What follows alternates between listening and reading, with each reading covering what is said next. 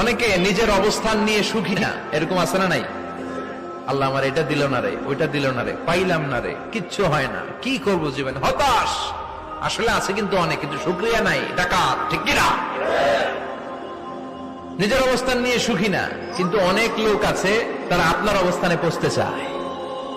তাদের দিকে তাকিয়ে দেখেন, আপনি যে অবস্থানে আছেন এই অবস্থানে পৌঁছাটা অনেকের কাছে স্বপ্ন। তারা প্রতিনিয়ত সংগ্রাম আর স্ট্রাগল করে যাচ্ছে আপনার অবস্থানে পৌঁছতে, আর আপনি এটা নিয়ে সন্তুষ্ট না। শেখ সাদির নাম শুনেছেন?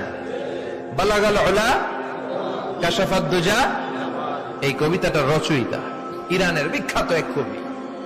উনি একবার আর্থিক সমস্যার মধ্যে দিয়ে সময় কাটাচ্ছেন, টাকা নাই, পয়সা নাই, পায়ে দেওয়ার মতো জুতা নাই।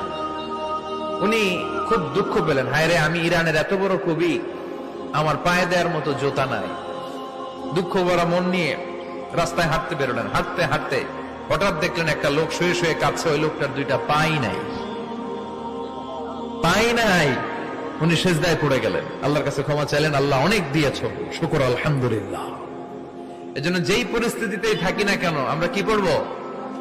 জোরে বলেন, কি পড়বো? এজন্য কানাতু মিনাল ইসলাম, অল্পে তুষ্ট থাকার নাম হলো ইসলাম।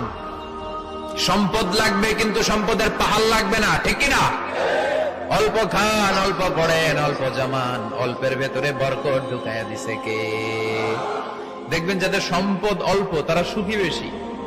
জরিপে এটা দেখা গিয়েছে, অনেক সার্ভেতে এটা এসেছে, যারা সম্পদশালী এরা দুঃখী বেশি, এদের দুঃখ বেশি, টেনশন বেশি। খুব স্বাভাবিক, টাকা যার বেশি রোগ তার বেশি, টাকা যার বেশি টেনশন তার বেশি, টাকা যার বেশি ঘরে শান্তি তার কম। আছে না নাই? ঘরের ভেতরে অশান্তি, ছেলে কথা শোনে না, ছেলে টানে গাঞ্জা, মেয়ে করে পরকিয়া। আছে না নাই?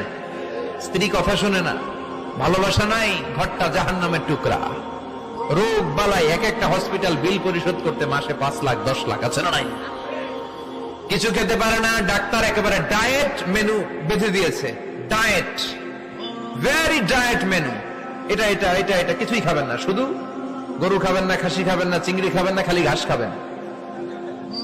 ইচ্ছে মতো ঘাস খাবেন, মানে ঘাস জাতীয় যত আইটেম আছে সব খাবেন। শাক খাবেন, সবজি খাবেন, সালাদ খাবেন। গরু, চিংড়ি, মুরগি, গোশত, ইলিশ কিছু খেতে পারে না। তাহলে রোগ বেশি, খাওয়ার মজা নাই, ঘরে সাংসারিক শান্তি নাই, খালি ব্যারাম আর ব্যারাম, ঠিক কিনা? কিন্তু সম্পদের পাহাড় ঘটেছে। আর অল্প যারা খায়, অল্প পড়ে, রিক্সাওয়ালা, কুলিওয়ালা, অল্প বেতনের চাকরি, কিন্তু হক হালালি মেনে চলে, দেখবেন শান্তি আছে অনেক। হ্যাঁ, বাসা ভাড়া দেয়, ফ্যামিলি